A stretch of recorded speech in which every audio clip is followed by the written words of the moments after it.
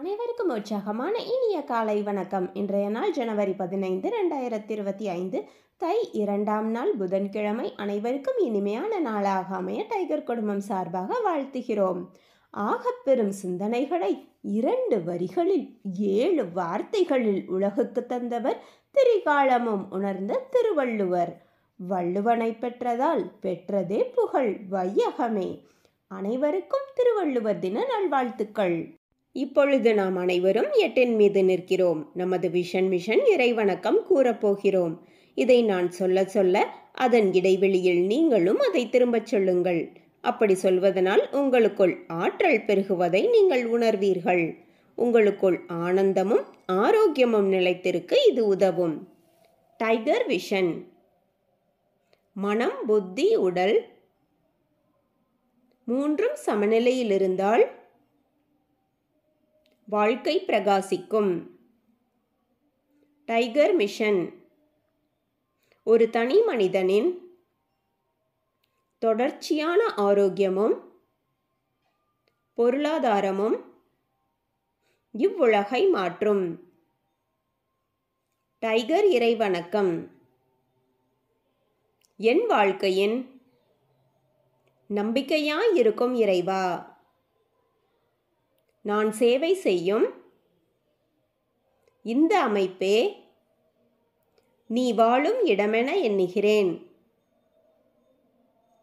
நான் தினமும் செய்யும் பணியே எனது கடமை என நம்புகிறேன்.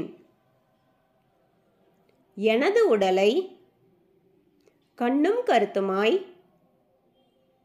பாதுகாப்பதே எனது பொறுப்பு என உணர்கிறேன். நன்றி இறைவா. நாம் ஆயுள் முழுவதும் ஆரோக்கியத்தோடு ஆனந்தமாய் வாழ்வதற்கு நமக்கு ஆயுள் முழுவதும் ஆசானாய் 8 நடைப்பயிற்சியை கற்றுத்தர வருகிறார் நமது குரு டாக்டர் டைகர் தேன்கூடு பிரபாகரன் அண்ணா அவர்களை உற்சாகத்தோடு வரவேற்கிறோம். எல்லோருக்கும் இனிய காலை வணக்கம். இந்த அற்புதமான காலை வேளையில் 9 மூட்டுக்களையும் அசையக்கூடிய அற்புதமான பயிற்சிகளை முடிச்சுட்டு 27 முறை சூப்பர் பிரெயின் யோகா அப்படின்னு சொல்லக்கூடிய தோப்பு காரணங்களை முக மலர்ச்சியோட மன மகிழ்ச்சியோடு முடிச்சுட்டு 8 நடப்பதற்காக தயார் நிலையில் இருக்கிறோம். 8 மீது நிற்கிறோம்.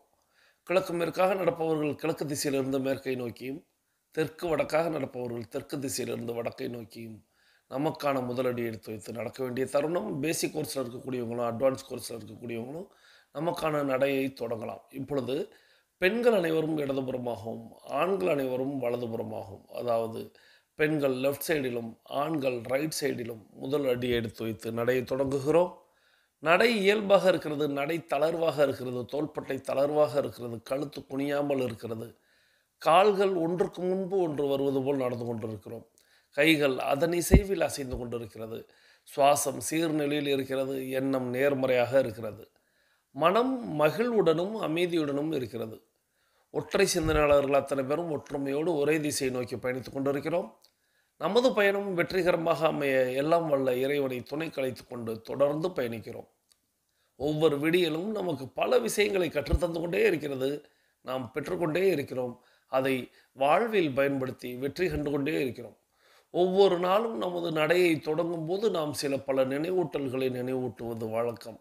அந்த வகையில் இன்றைய நாளில் நாம் நமது பயிற்சிகளை, முயற்சிகளை, நிகழ்ச்சிகளை, நிகழ்வுகளை தொடங்குவதற்கு முன்பாக நம்முடைய தாய் தந்தையர்களை வணங்கி இருக்க வேண்டும். நமது குருமார்களை வணங்கி இருக்க வேண்டும்.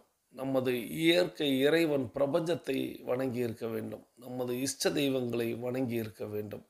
நமது மூதாதையர்கள் முன்னோர்களை நாம் வழிபட்டிருக்க வேண்டும். அவர்களை நாம் துணைக்கு அழைத்து கொண்டு நமது பயிற்சிகளை, முயற்சிகளை, நிகழ்ச்சிகளை தொடங்கி இருக்க வேண்டும். தொடங்கி இருப்பீர்கள் என்று நம்புகிறேன். அதனைத் தொடர்ந்து நாம் நமது 9 மூட்டு பயிற்சிகளை, நமது 27 தோப்பு கரணங்களை செய்திருக்க வேண்டும். அதை மனம் மகிழ்ச்சியோடு செய்திருக்க வேண்டும். கடமைக்கு அப்படின்னு எதையும் செய்தல் தவறு.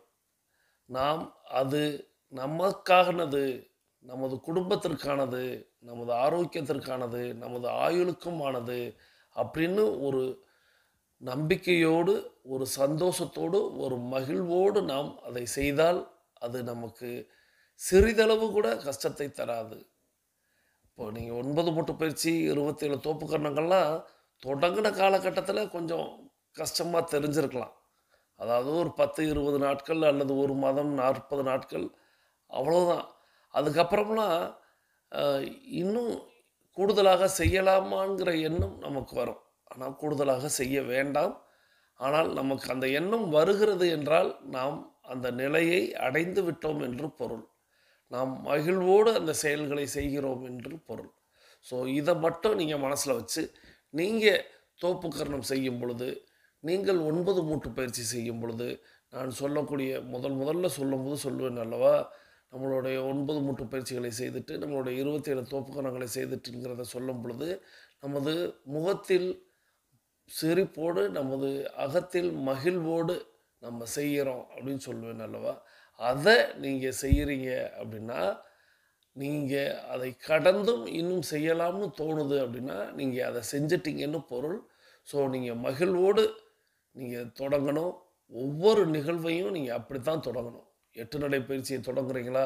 அதுவும் நம்மளுடைய ஆரோக்கியத்திற்கானது, நமது ஆனந்தத்திற்கானது. ஆயுள் முழுவதும் நாம் மகிழ்வோடு இருப்பதற்கு இந்த பயிற்சி உதவப் போகிறது அப்படிங்கிற ஒரு எண்ணத்தை விதைச்சு தான் நம்ம நம்மளுடைய பயணத்தை தொடங்கணும். ஸோ நிச்சயமாக ஒவ்வொரு நாளும் இதை நினைவூட்டல்ல நான் நினைவூட்டிக் கொண்டே வருவேன். தொடர்ந்து நம்மளுடைய கவனச்சிதறல் இருக்கிறதா அப்படின்னு நம்மளை கவனிக்கணும். கவனச்சிதறல் அப்படின்னா, நம்ம ஒவ்வொரு நாளும் நம்மளுடைய வாழ்க்கை பயணத்தில் ஏதேனும் ஒரு விஷயத்தை நோக்கி பயணிப்போம். ஏதேனும் ஒரு இலக்கை நிர்ணயித்து பயணிப்போம். அந்த இலக்கை, அந்த லட்சியத்தை நாம் அடைகிறோமா? அடைய பயணித்து கொண்டிருக்கிறோமா? அதை நோக்கித்தான் பயணித்து கொண்டிருக்கிறோமா? அப்படிங்கிற அந்த கவனச்சிதறல் இல்லாத அந்த பயணம் இருக்கிறதான்னு ஒவ்வொரு நாளும் நம்ம நோட் பண்ணணும். ஒவ்வொரு செயலிலும் நோட் பண்ணணும். நான் அடிக்கடி சொல்வது போல, நாம் இடையில் கூட செக் பண்ணிக்கலாம். தவறொன்றும் இல்லை. நாம் இலக்கை நோக்கித்தான் பயணிக்கிறோமா? நாம் நமது லட்சியத்தை நோக்கித்தான் பயணிக்கிறோமா? அல்லது நமக்கு கவனச்சிதறல் ஏற்படுகிறதா? நிச்சயமாக ஏற்படும். எல்லாருக்குமே ஏதோ ஒரு சூழ்நிலையில, ஏதோ ஒரு நிகழ்வுல கவனச்சிதறல் அப்படிங்கிறது ஏற்படலாம். ஆனால் அதில் நாம் கவனச்சிதறலில் சிக்கியிருக்கிறோம் என்பதை புரிந்து கொள்ளாமல், அதிலேயே பயணிக்காமல், நாம் அதிலிருந்து விடுபட்டு, இல்ல நம்ம இலக்கை நோக்கி எங்கேயோ போய்க்கிட்டு இருக்கோம். நம்ம திரும்பி இங்க வந்துடணும். நம்மளுடைய குறிக்கோள் என்ன? நம்மளுடைய லட்சியம் என்ன? நம்மளுடைய இலக்கு என்ன? அப்படின்னு நாம நம்மளுடைய இலக்கை நோக்கி பயணிக்க வேண்டும். ஸோ இலக்கை நோக்கி பயணித்தால் எப்பொழுதுமே வெற்றி தான். இலக்கு என்பது 1 கிலோமீட்டர் தூரத்தில் இருக்கிறது அப்படின்னா, கவனச்சிதறல் அப்படிங்கிறது நம்மளை பல கிலோமீட்டர் கூட்டிச் சென்றுவிடும். மீண்டும் இலக்கை நோக்கி பயணித்து வருவதற்கு 100 கிலோமீட்டர் கூட வந்துவிடும். ஆனால் நாம் கவனச்சிதறல் இல்லாமல், நாம் அதில் கவனமாக இருந்து, நம்மளுடைய இலக்கை நோக்கி பயணிக்கணும்னு நம்மளுடைய கவனத்தை அதை நோக்கி திசை திருப்பினால், 1 கிலோமீட்டர் தூரத்தில் இருக்கக்கூடிய இலக்கை வெகு விரைவாக அடைய முடியும். ஸோ எல்லாருக்கும் இலக்குன்னு ஒண்ணு இருக்கணும். இலக்கை நோக்கிய பயணம் மட்டுமே வெற்றியை தரும் என்பதை நமது மூதாதையர்கள், முன்னோர்கள் நமக்கு சொல்லி சென்றிருக்கிறார்கள். ஸோ இலக்கில்லாத பயணம் துடுப்பில்லாத படகில் பயணிப்பது போல. அது பாட்டுக்கு அலை எங்கிட்டு அடிக்குதோ, காற்று எங்கிட்டு அடிக்குதோ, அது பாட்டுக்கு போய்க்கிட்டே இருக்கும். அது எப்போ போய் சேரும்? அது காற்றோட வேகத்தை பொறுத்து, அலையோட வேகத்தை பொறுத்து, அது எப்போ போய் சேரும்? எங்கே போய் சேரும்? எதுவுமே தெரியாது. ஸோ அதனால நம்ம துடுப்புள்ள ஒரு படகுல பயணிக்கணும். அந்த துடுப்பு தான் இலக்காக இருக்கணும். ஸோ இலக்கு இல்லைன்னா படகு பயணம் அப்படிங்கிறது எப்படி அதுவும் போக்குல போகுமோ அதுபோல அமைந்துவிடும். நாம இலக்கை நிர்ணயித்து இலக்கை நோக்கி பயணிப்போம், இலக்கை அடைவோம். அனைவரும் அனைவரது இலக்குகளையும் அடைவதற்கு எல்லாம் வல்ல இயற்கை இறைவன் பிரபஞ்சத்தை வேண்டி தொடர்ந்து இன்றைய தினம் பகுதி கேட்க போகிறோம். இன்றைய தினம் பகுதியை நமக்கு வழங்க வருகிறார் சகோதரி tiger Akila Gopinath from Virudhunagar, family team உறுப்பினர். சகோதரி டைகர் அகிலா கோபிநாத் ஃப்ரம் விருதுநகர் அவர்கள் அவர்களது குடும்பம் மகிழ்ச்சியோடும் ஆரோக்கியத்தோடும் செல்வ வளங்களோடும் இருப்பதற்கு எல்லாம் வல்ல இயற்கை இறைவன் பிரபஞ்சம் துணை நிற்க வேண்டும். அவர்கள் எண்ணியதெல்லாம் நடக்க வேண்டும். அவர்கள் கேட்டதெல்லாம் கிடைக்க வேண்டும். அவர்களது குடும்பத்தில் ஆரோக்கியம் நிலைத்திருக்க வேண்டும், ஆனந்தம் நிலைத்திருக்க வேண்டும். அவர்களுடைய பொருளாதாரம் உயர்ந்து கொண்டே இருக்க வேண்டும். அவர்களது தொழில் வளர்ந்து கொண்டே இருக்க வேண்டும். அவர்களது பணி சிறந்து விளங்க வேண்டும். அவர்களது பணி பிறர் பாராட்டும்படியாக அமைய வேண்டும். அதை எல்லாம் வல்ல இயற்கை இறைவன் பிரபஞ்சம் அவர்களுக்கு வழங்க வேண்டும் என்று நானும் என்னுடைய வேண்டுதல்களையும் வாழ்த்துக்களையும் தெரிவித்துக் கொள்கிறேன். நீங்களும் உங்களுடைய வாழ்த்து மலைகளை சகோதரி tiger Akila Gopinath from Virudhunagar family team உறுப்பினர் அவர்களுக்கு வழங்குமாறு அன்போடு கேட்டு இன்றைய தினம் பகுதியை கேட்கலாம் வாருங்கள். அனைவருக்கும் வணக்கம். இன்றைய தின பகுதியில் இன்று நாம் கொண்டாடி கொண்டிருக்கும் நிகழ்வு இந்திய இராணுவ தினம். ஜனவரி 15ஆம் தேதியை இந்தியன் ஆர்மி டே அப்படின்னு கொண்டாடுறோம். தேசத்தின் பாதுகாவலர்களாக நிற்கும் நமது வீரர்களின் அசைக்க முடியாத தைரியம், அர்ப்பணிப்பு மற்றும் தியாகங்களை போற்றும் வகையில் இந்த இந்திய இராணுவ தினம் நம்ம கொண்டாடுறோம். 1949வது வருடத்திலிருந்து இந்த தினத்தை நம்ம கொண்டாடிக்கிட்டு இருக்கோம். அப்போ இந்த வருஷம் 77வது இந்திய இராணுவ தினத்தை நம்ம கொண்டாடுறோம்.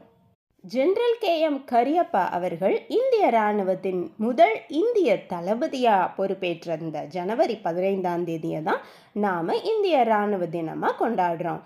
ஏன்னா இவருக்கு முன்னாடி கடைசியாக பிரிட்டிஷ் தளபதியான ஜெனரல் சர் ஃப்ரான்சிஸ் புட்சர் தான் தளபதியாக இருந்தாங்க. அவங்களுக்கு அப்புறமா இந்தியாவில் இருந்து ஒருத்தங்க இந்திய இராணுவத்தின் தளபதியாகிறாங்க. அவர் தான் ஜெனரல் KM கரியப்பா அவர்கள். அவங்க இந்திய தளபதியாக பொறுப்பேற்ற இந்த ஜனவரி 15ஆம் தேதி வரலாற்றிலேயே முக்கியமான நாள் அப்படிங்கிறதுனால தான் இந்த தினத்தை இந்திய இராணுவ தினமாக நம்ம கொண்டாட ஆரம்பித்தோம். இந்த நாள் வீரமிக்க இந்திய இராணுவத்தை கௌரவிக்குது. வெளிப்புற அச்சுறுத்தல்களை எதிர்த்து போராடுவதிலிருந்து பேரிடர்கள் போது உதவி வழங்குவது வரைக்கும் அவங்களுடைய அர்ப்பணிப்புகள், பங்களிப்புகள் இணையற்றவை.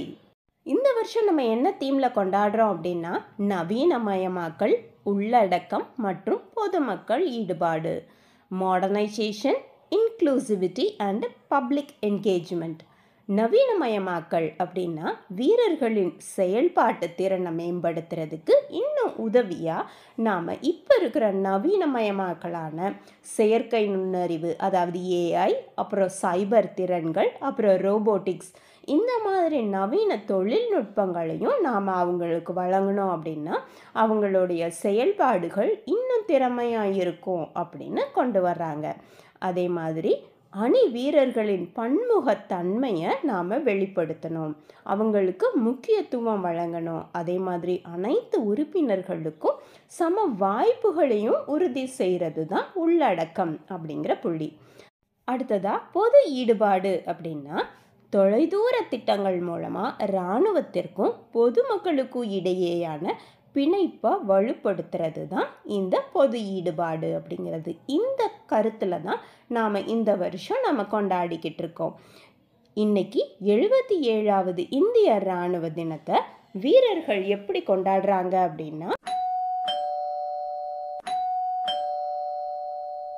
பூனேல ஒரு பல்வேறு படைப்பிரிவுகள் சேர்ந்து மேம்பட்ட ஆயுதங்கள், கலாச்சார நிகழ்வுகளோட சேர்ந்து பிரம்மாண்ட அணிவகுப்பும் பூனேல நடைபெறுது. இது இராணுவத்தின் பலமான பாரம்பரியத்தையும் எதிர்காலத்திற்கான தொலைநோக்கு பார்வையையும் வெளிப்படுத்துது.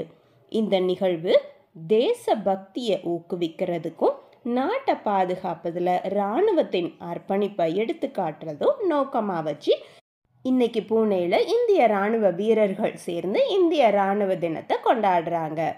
இந்த நாள் ஈடு இணையற்ற வீரத்துடன் நமது சுதந்திரத்தை பாதுகாக்கும் மாவீரர்களுக்கு நமது வணக்கத்தையும் நன்றியையும் செலுத்துவோம். அனைவருக்கும் இந்திய இராணுவ தின நல்வாழ்த்துக்கள். இந்த அற்புதமான வாய்ப்பு தந்த நமது குரு டைகர் தேன்கூடு பிரபாகரன் அண்ணாவிற்கு நன்றி, பிரபஞ்சத்திற்கும் நன்றி. நன்றி. வாழ்க நலத்துடன், வாழ்க வளத்துடன்.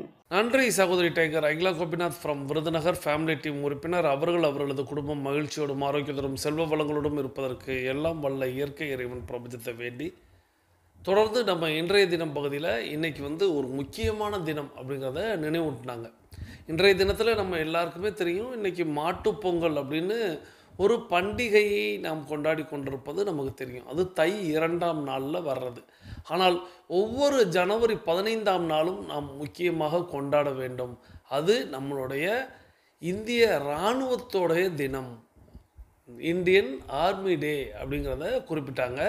இந்த ஆர்மி டே அப்படிங்கிறது இப்போ வெள்ளைக்காரர்கள் நம்மளை ஆண்டதுக்கு பிறகு நம்மளிடத்திலிருந்து ஒப்படைத்து சென்றதுக்கு பிறகு, அதாவது 1949 முழுமையாக நம்ம இடத்துல இராணுவத்தை ஒப்படைக்கிறாங்க.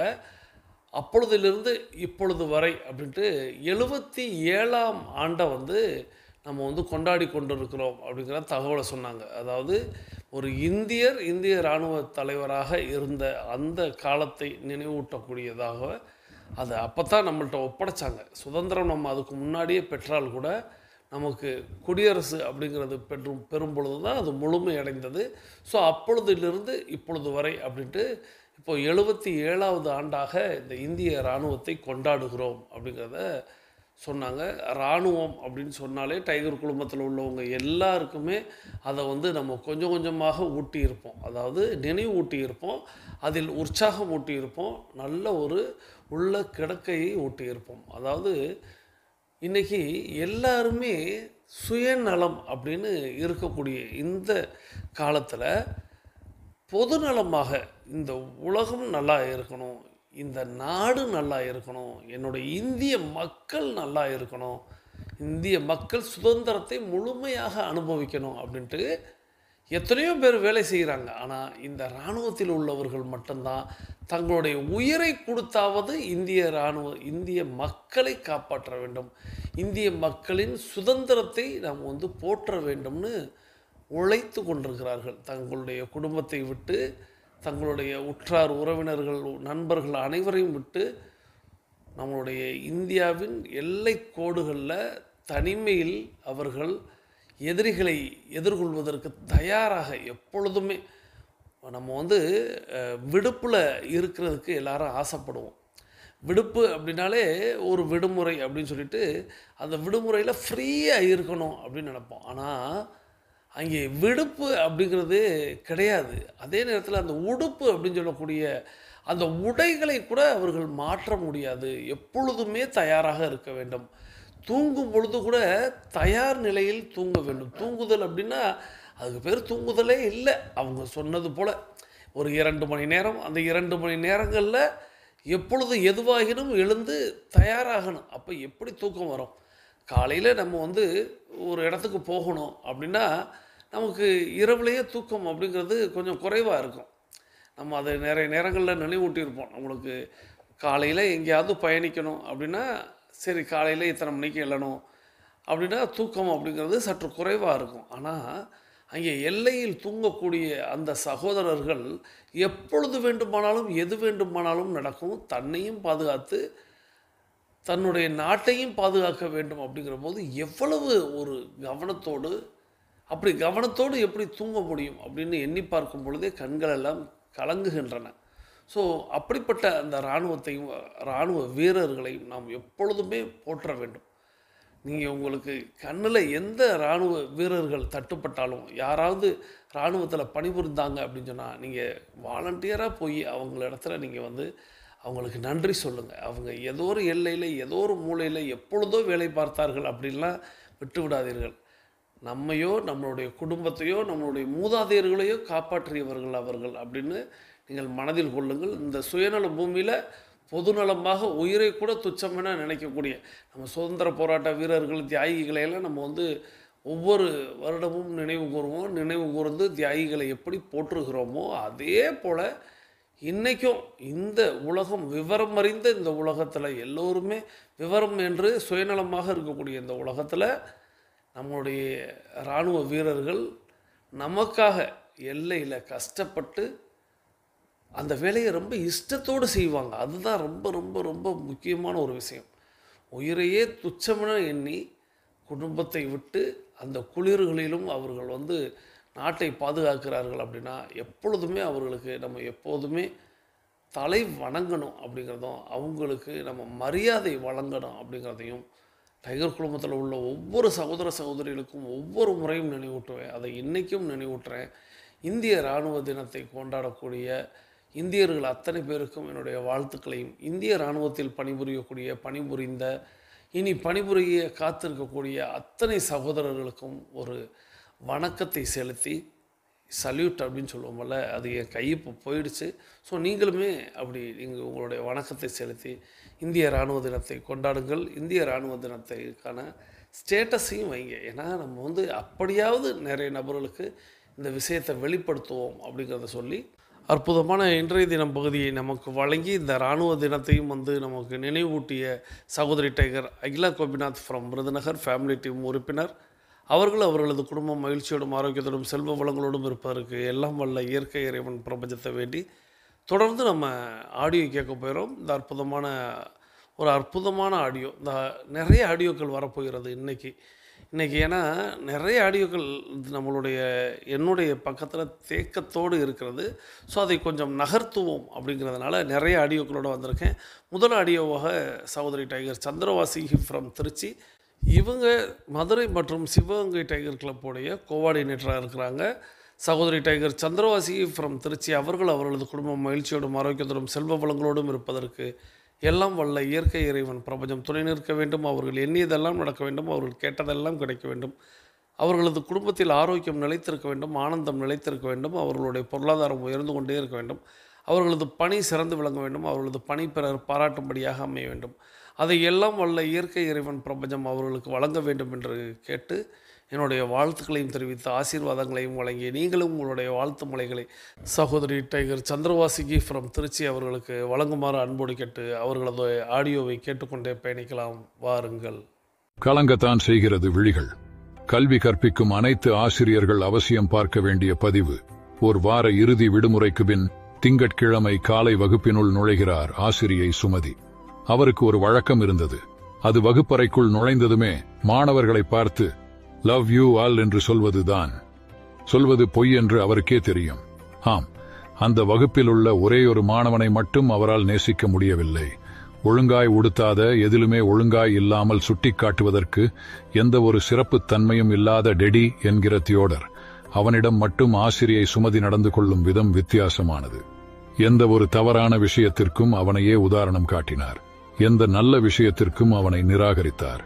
அவ்வாண்டிற்கான காலாண்டு பரீட்சை வந்தது. முன்னேற்ற அறிக்கைகள் வகுப்பாசிரியர்களிடமிருந்து தலைமை ஆசிரியரின் கையெழுத்துக்கு அனுப்பப்பட்டன.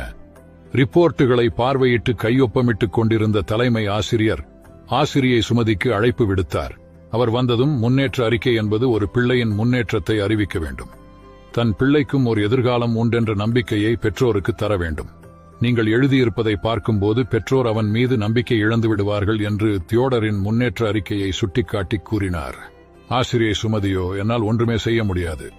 அவனை பற்றி எழுதுவதற்கு என்னிடம் ஒரு நல்ல விஷயம் கூட இல்லை என்றார். தலைமை ஆசிரியர் அலுவலக ஊழியர் ஒருவரிடம் தியோடரின் கடந்த கால முன்னேற்ற அறிக்கைகளை கொண்டு வந்து சுமதியிடம் கொடுக்குமாறு பணித்தார். அறிக்கைகள் கொண்டு வரப்பட்டன. ஒவ்வொரு ஆண்டாய் விரித்து படிக்கிறார் சுமதி.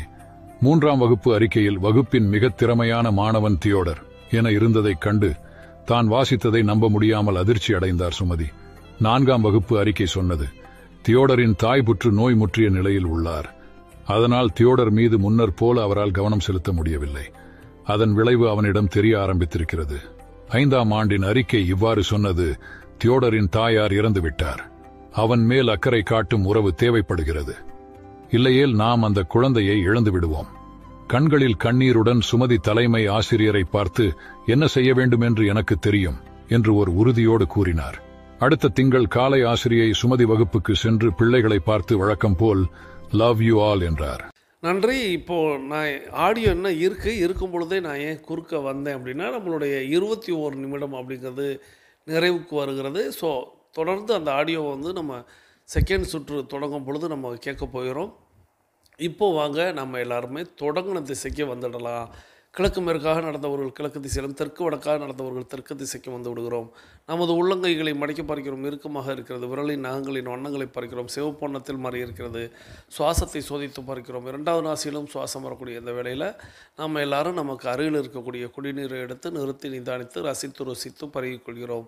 தண்ணீர் பருகுதல் என்பது ஒரு கலை என்பதை நாம் அறிவோம். தண்ணீர் பருகும் பொழுது நமது கவனத்தை நீரில் வைப்போம். நீரின் தன்மையில் வைப்போம். நீரின் சுவையில் வைப்போம். நீர் பருகி முடிச்சுட்டு நீங்கள் இப்போ உங்களுடைய மொபைல் ஃபோனை கையில் எடுத்துக்கிட்டு கருத்து பதிவிட போயிடுறீங்க. ஸோ எல்லாருமே மொபைல் ஃபோனை கையில் எடுத்துக்கிறீங்க, கருத்து பதிவிடுங்க. ஆடியோ கேட்கக்கூடிய அத்தனை நபர்களுமே கருத்து சொன்னீங்க அப்படின்னா அது எத்தனையோ பேரை சென்றடையும். ஸோ இந்த சுயநல பூமியில் நாம் ஒரு பொதுநலவாதியாக இருப்பதற்கு நம்மளை நாம் பழக்கப்படுத்துவதற்கு இது ஒரு முன்மாதிரியாக இருக்கும். ஸோ நீங்கள் எல்லாருமே கருத்து பதிவிடுங்கள். இப்போ உங்களுடைய மொபைல் ஃபோனை கையில் எடுத்துகிட்டு கருத்து என்ன சொல்ல போயிடும் அப்படின்னா, முதல் கருத்து, அது முதல் கேள்வி. டெய்லி ஆக்டிவிட்டி ரிப்போர்ட் நேற்றைக்கு நீங்கள் அனுப்பிட்டீங்களா? ஏன்னா நேற்று பொங்கல் பண்டிகை, நிறைய பேர் பொங்கல் அப்படிங்கிறதுல அப்படியே அந்த விடுமுறை அப்படிங்கிறதுல கொஞ்சம் மறந்துருக்க வாய்ப்பு இருக்குது. பார்க்கலாம் எத்தனை பேர் உண்மையை சொல்கிறீர்கள் அப்படின்னு பார்க்கலாம். ஸோ நேற்றைக்கு டிஏ ரிப்போர்ட் அனுப்பி விட்டீர்களா? இது முதல் கேள்வி. இரண்டாவது கேள்வி அப்படிங்கிறது, இந்திய இராணுவ தினம் அப்படின்னு நம்ம இன்றைக்கி கொண்டாடணும். அப்போ நான் ஒரு சல்யூட் அப்படின்னு நான் பண்ணினதாக சொன்னேன். அப்பொழுது நீங்களும் பண்ணினீர்களா?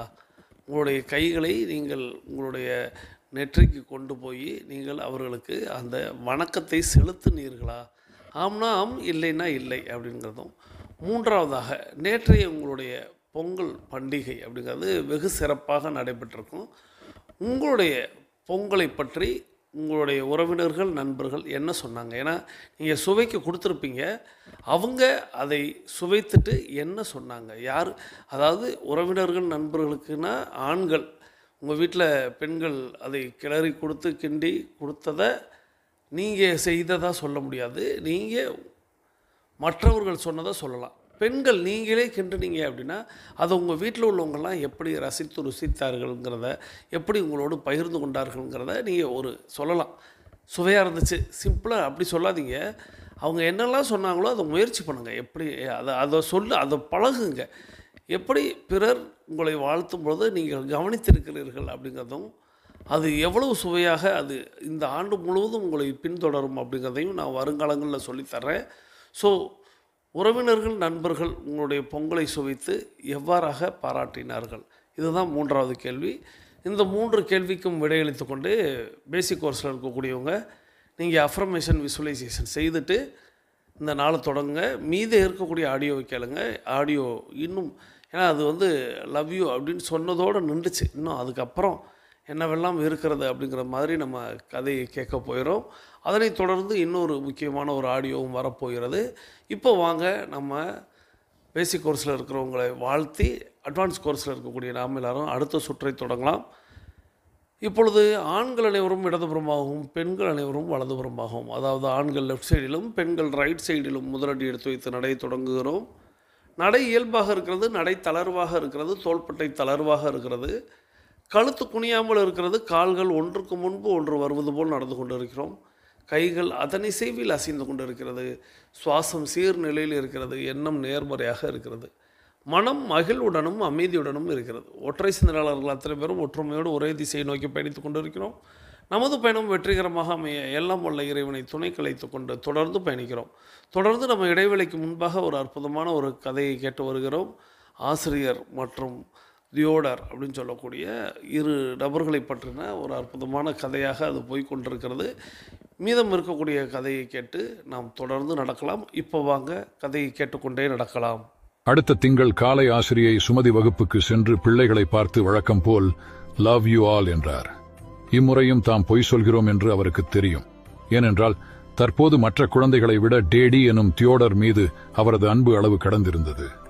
தியோடருடன் தன் அணுகுமுறையை மாற்றிக்கொள்வதென்று அவர் தீர்மானித்திருந்தார். அதன் பின்னர் ஒவ்வொரு நல்ல விஷயத்திற்கும் தியோடரின் பெயர் உச்சரிக்கப்பட்டது. ஒவ்வொரு தவறான உதாரணங்களின் போதும் அவன் பெயர் கவனமாய் தவிர்க்கப்பட்டது. அவ்வாண்டின் பள்ளி இறுதி நாள் வந்தது. எல்லா மாணவர்களும் தம் ஆசிரியருக்கென பரிசுகள் கொண்டு வந்திருந்தார்கள். அவற்றிற்குள் ஒரு பெட்டி மட்டும் ஒரு பழைய செய்தித்தாளால் சுற்றப்பட்டிருந்தது. ஆசிரியை சுமதிக்கு அதை பார்த்ததுமே அது டெடியிடமிருந்துதான் வந்திருக்க வேண்டும் என உள்ளுணர்வு சொல்லியது. முதலில் அதையே பிரித்தார். பிரித்ததும் அதனுள் பாதி உபயோகித்த சென்ட் பாட்டில் ஒன்றும் சில கற்கள் கழன்று விழுந்த பிரேஸ்லெட் ஒன்றும் இருந்தது. அந்த பொருள் தியோடருடையது என்று புரிந்து கொண்ட முழு வகுப்பறையுமே சிரித்தது. ஒன்றுமே சொல்லாமல் ஆசிரியை சுமதி அந்த வாசனை திரவியத்தை தன் மீது பூசிக்கொண்டார். அந்த பிரேஸ்லெட்டை எடுத்து தன் கையில் அணிந்து கொண்டார். மெல்லியதாய் ஒரு புன்னகையுடன் தியோடர் சொன்னான், இப்போது உங்களிடம் என் தாயின் வாசம் வருகிறது. இறக்கும் முன் அவர் இறுதியாய் வைத்திருந்த சென்ட் இதுதான். இந்த பிரேஸ்லெட் தான் பெட்டிக்குள் வைக்கும் முன் அவர் உடலில் இருந்து அகற்றப்பட்டது. ஓராண்டு கழிந்தது. ஆசிரியை சுமதி மேசையில் ஓர் கடிதம் கிடந்தது. I have seen few more teachers, but you are the best teacher I have ever seen. With love, Teddy. ஒவ்வொரு ஆண்டு இறுதியிலும் ஒரு கடிதம் கிடைத்தது. அதே வரிகளுடன் I have seen few more teachers, but you are the best teacher I have ever seen. With love, Teddy. ஆண்டுகள் பல வேகமாய் உருண்டன. அவர்களுக்கிடையேயான தொடர்பு எப்படியோ அருந்து போனது. ஆசிரியை சுமதி ஓய்வு பெற்றிருந்தார். பல ஆண்டுகளின் பின்னர் அவருக்கு ஒரு கடிதம் வந்து சேர்ந்தது.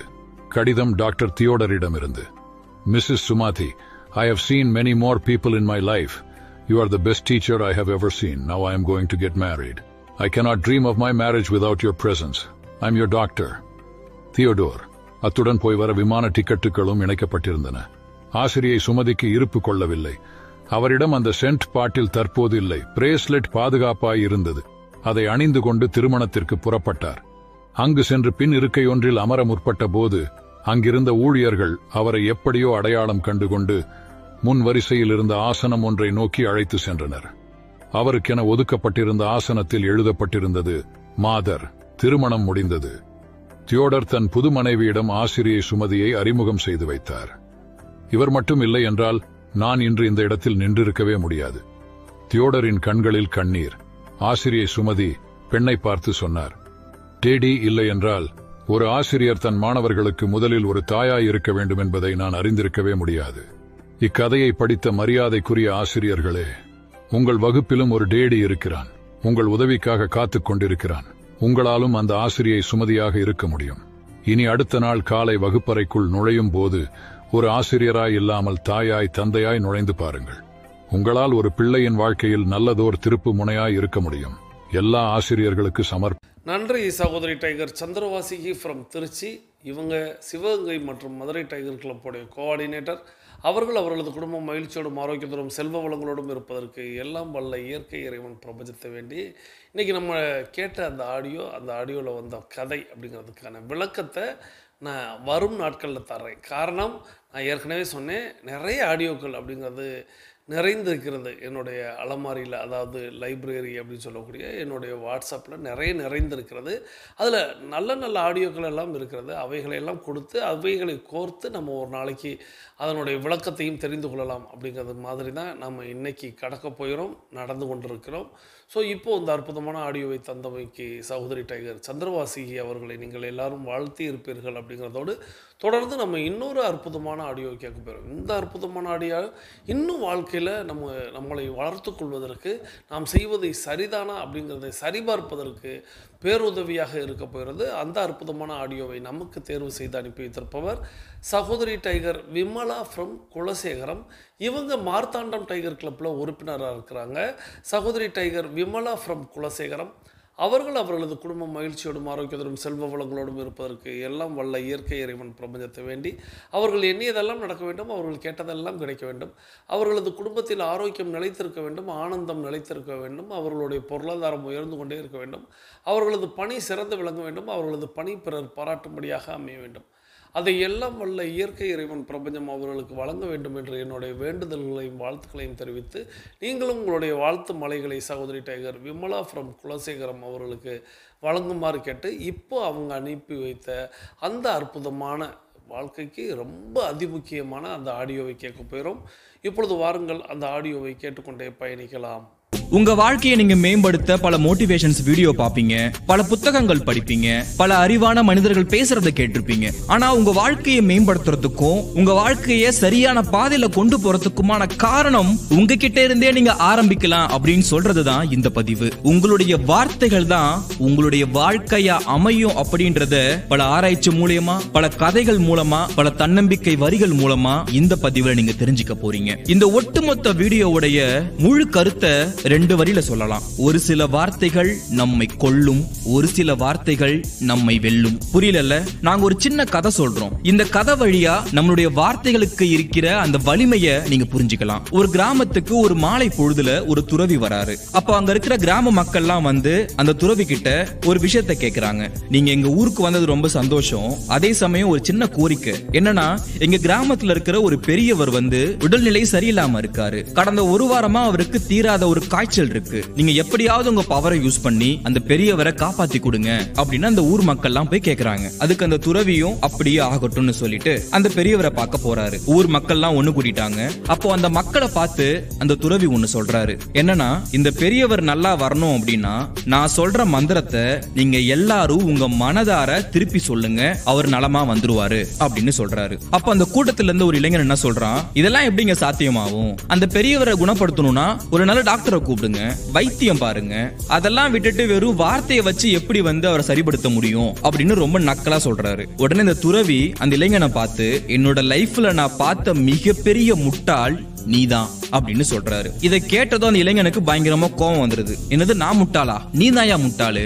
யார பார்த்த முட்டாள்னு சொல்ற அப்படின்னு பயங்கரமா கோவப்படுறாரு. இவர் கோவப்பட்டதை பார்த்த அந்த துறவி இப்பதான் அந்த ஆழமான கருத்தை சொல்றாரு. நான் உன்கிட்ட முட்டாள்ன்ற வார்த்தையை மட்டும்தான் உச்சரிச்சேன். அந்த முட்டாள்ன்ற வார்த்தை உனக்குள்ள ஒரு கோபத்தை உருவாக்கி இருக்கு. அப்படின்னா ஒரு எதிர்மறையான வார்த்தை உன்னை கோபப்படுத்தும்னா ஏன் நேர்மறையான வார்த்தை அவருடைய உடம்ப சரி செய்யாது அப்படின்னு முடிச்சாரு.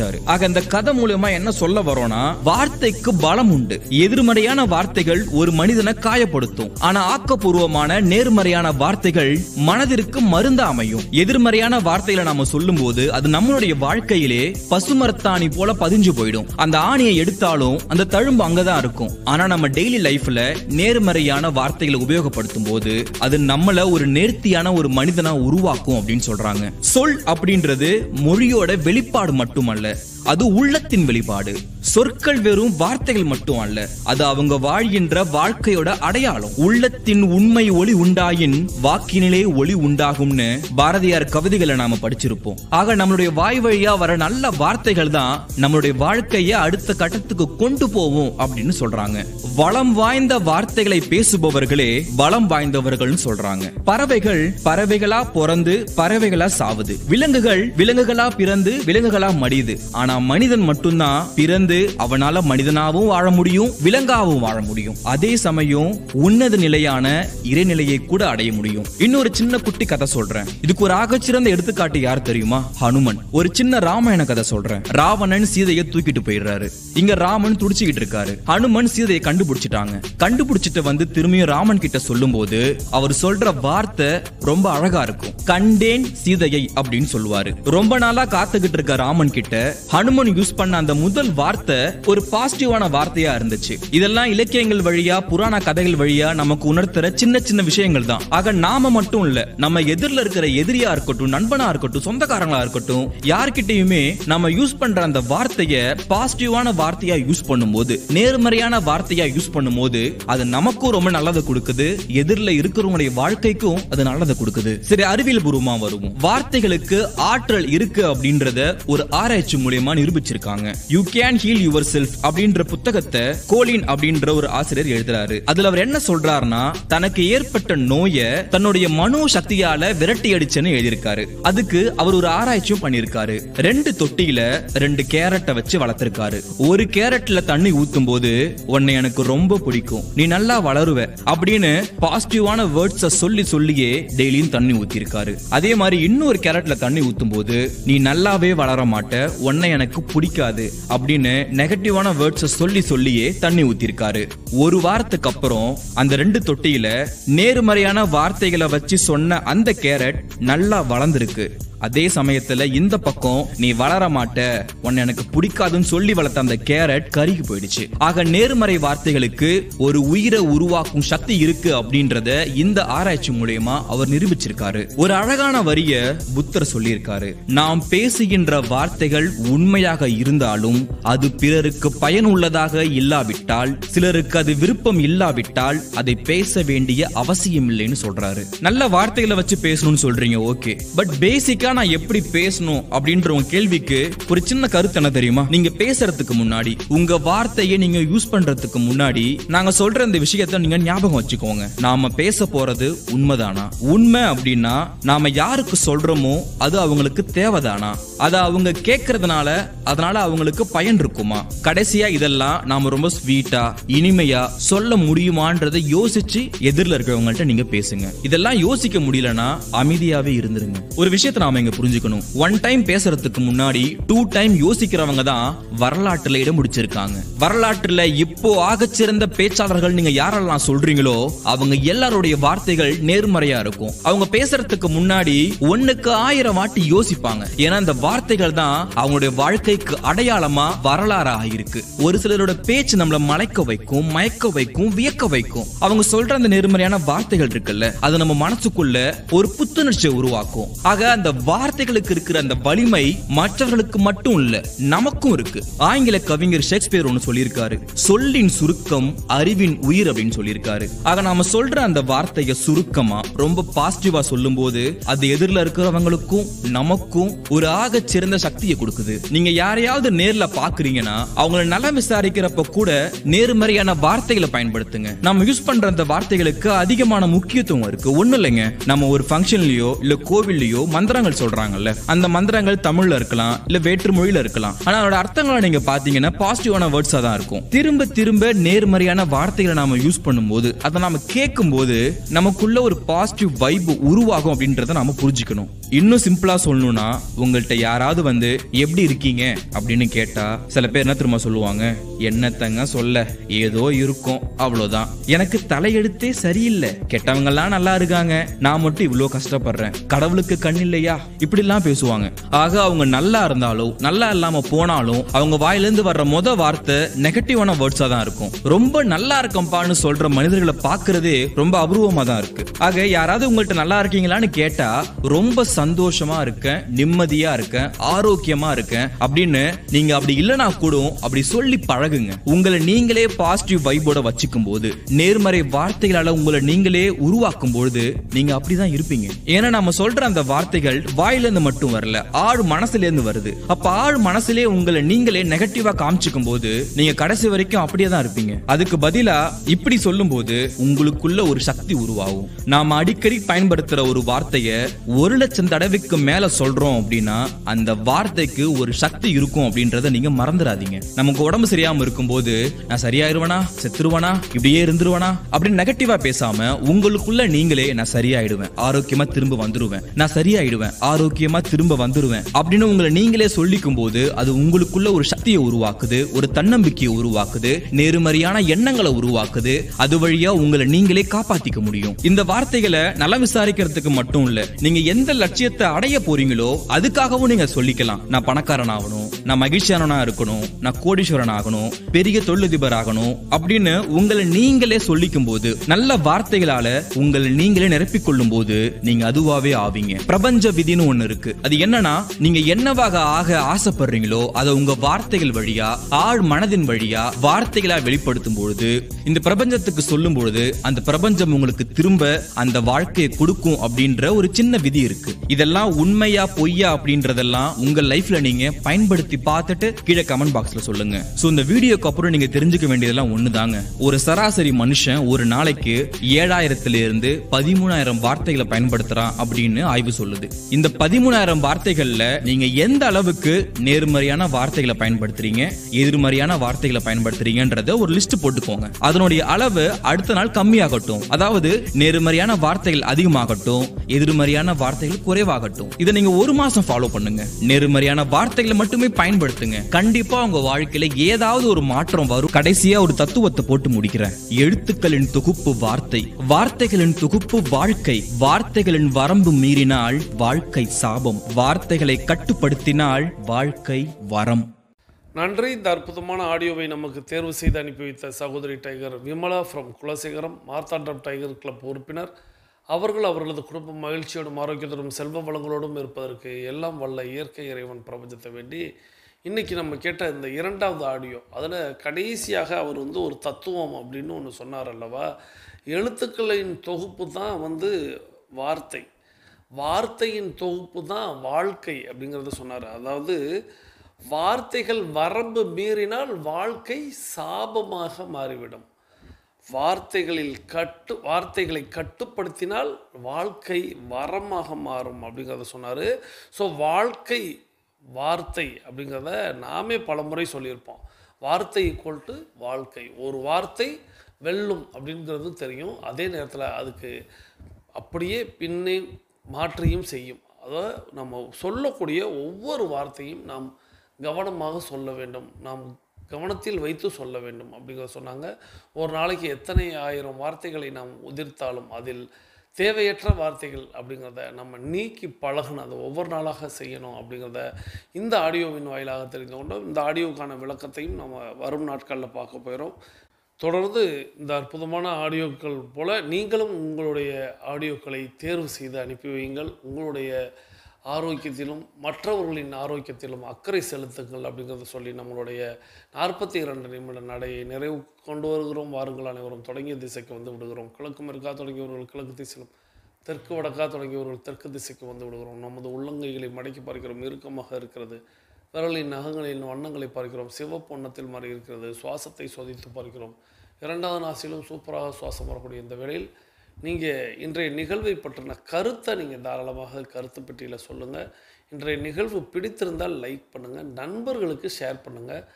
இந்த ஆடியோவை அவங்க கேட்க வைக்கிறதுக்காக நீங்கள் ஷேர் பண்ண வேணாம், அவர்களுடைய வாழ்க்கையை நீங்கள் மாற்ற வைப்பதற்காக நீங்கள் இதை ஷேர் பண்ணுங்கள். அவர்களுக்கு தொடர்ந்து அது துன்புறுத்தலாக இருப்பது போல் அவர்களுக்கு தோன்றினால் கூட அவர்கள் வாழ்க்கையில் இன்புற்று இருப்பதற்காக தான் நீங்கள் இதை செய்கிறீர்கள் அப்படிங்கிறத அவர்கள் இணைந்த பிறகு தெரிந்து கொள்வார்கள். அவர்களுக்கு இதை நினைவுபடுத்தி கொண்டே இருங்கள் அப்படிங்கிறத சொல்லி நாம் எல்லாரும் அஃபர்மேஷன் விசுவலைசேஷன் செய்துட்டு இன்றைய நாளை தொடங்குவோம். இன்றைய நாள் உங்களுக்கு அற்புதமான நாளாக அமையட்டும். மீண்டும் சந்திப்போம், கலந்து சிந்திப்போம். வாழ்க நலத்துடன், வாழ்க வளத்துடன். நன்றி.